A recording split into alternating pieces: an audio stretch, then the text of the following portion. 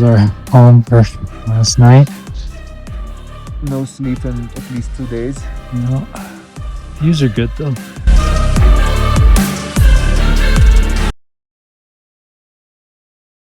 I am really excited today because this video will cover what I believe to be the most important piece to succeeding on a self-organized expedition. The file I am sharing in the video description below will eliminate like 75% of your headache. Just find an objective, a good climbing partner, and buy your tickets. Seriously. Before I even think about what gear I'm bringing on a trip, and it doesn't have to be a big expedition, it might be a trip to Patagonia or even a week-long odyssey in the High Sierra. And yes, you can have an odyssey in the High Sierra. It has been proven by Scientology. So the first thing I make for these bigger trips is a shared packing list. Like I said, I am including a link to my personal packing list in the description below, and I will describe exactly how it is used by all the team members a bit later in this video. And I'm including exact gear that I personally prefer to use. I don't care at all if you buy any of it. I'm not paid to promote any of the gear. I'm just hoping to help like 10 people who can't afford expensive guides and want to organize their own trips. So if this helps like 2 people ever, I'll be very happy. But anyway, most expedition mistakes don't come from not owning the right gear. You can get by without having the best gear.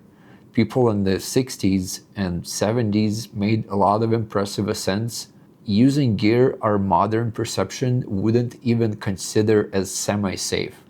So most mistakes, in my opinion, come from miscommunication and totally leaving important things behind, or not bringing things that will make your stay in base camp way more comfortable. Someone thinks the other person is bringing the stove and no one brings the stove.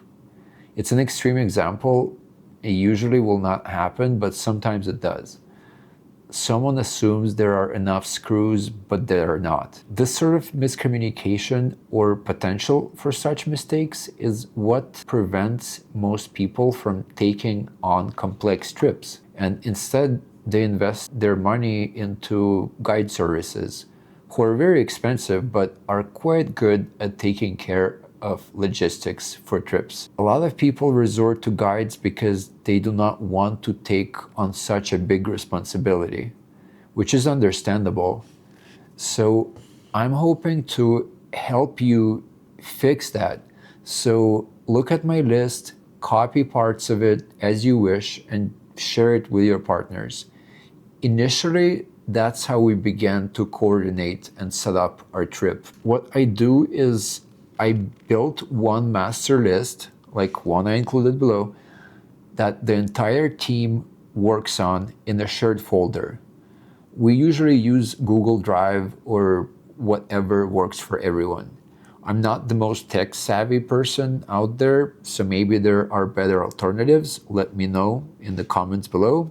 So we have one document, not separate lists, not mental notes. Everything goes in one place. Everyone has the same one, and you coordinate on who is responsible for bringing what in that document and through phone calls or emails. No one wants to bring everything and pay for 5 travel bags at the airport, so you have to make things somewhat fair.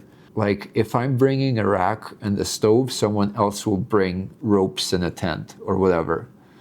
Climbing gear, camp systems, food, medical, electronics, everything but your most personal stuff that no one has to know about will be in this list. And then we will split it up. It is all very precise. For example, when we make a list like this and are finalizing our packing, we don't just write a rope. We specify the length, diameter, brand, model, number of ropes needed, even bringing a spare in case one gets damaged or never shows up. Same with protection. We're not just gonna write standard rack of cams. That sort of a description can be found in a mediocre guidebook. And we don't do mediocre when we want to be prepared for a trip of a lifetime. We will specify single rack, double rack in certain sizes, what we actually expect to need on the route, what carabiners will allow us to save weight, pitons, beaks, cord, everything goes in the list. Different objectives will require a different packing list. So if you are doing the West Buttress on Denali and need an ice axe, crampons, rope, and a Jumar, your list will look very different from someone who is trying to climb Fitzroy in Patagonia. And the kind of warm gear that you require will also be very different. Even if you are going to Denali by the West Buttress, but you are very fit, I would advise different layering systems to different people. And then if you're also going at different times of the season. So this list topic is quite complex. Even small things like spare picks, books, board games, repair kits, those are very important to have. And then there's group gear, stoves, tents, cookware. That's where mistakes usually happen the most because it's shared, which means it's easy to assume somebody else brought it. And here's the most important part. After the list is created and shared with all the members, first you communicate and everything gets assigned. Then the person responsible for buying and packing the item writes their name in the column next to the listed item. Unless it is an item that everyone is bringing, like a toothbrush for example, then I usually just write everyone in that column. And in the final stage of the actual packing, this list is printed out by each person, and as they or you are packing all the items that you're assigned, you check them off the list. And only check them off when you physically put them into your bag, not sooner. Like I said, I'm sharing a link to my own packing list in the video description below, so you can have an easier time making your own based on the gear you like to use, or feel free to copy what I use. I only pick the stuff I personally find to be superior to other options, no matter if it's given to me for free or I pay the whole retail. I will use the best tool for the job that I am able to afford. So that's how you communicate about who is bringing what.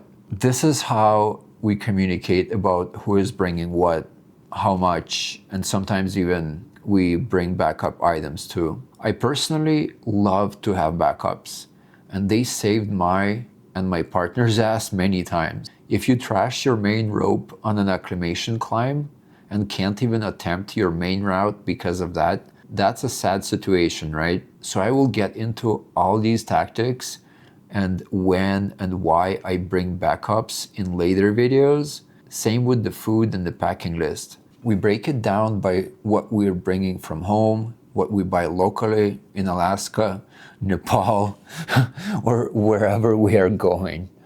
Like I can't buy electrolytes from scratch, let's say, my favorite freeze-dried meals, or quality protein bars when I am in Nepal or somewhere like Pakistan. So I have to pack all that from home. The goal of the system is simple: remove as much uncertainty as possible before the trip even starts. Because once you're on the mountain, everything gets harder. Or when your cat is attacking you, things get really hard. You're tired, not right now. You're cold, unless you brought the right shit. Decision making gets worse. That's not the time to realize you forgot something. It also helps to make sure that team is actually functioning as a team from the start. In the next videos, I'll start breaking this list down piece by piece, or talking about whatever topic that seems exciting in the moment. I'm a fairly unpredictable person, as you can see. I think I rambled a bit too long in this one, but I hope to keep these videos brief. See you in the next episode, and I'll go get on my hangboard, maybe feed my cat, and maybe see you in the next couple weeks. Bye. I will give you attention, Lyle. Starting right now. Bruh.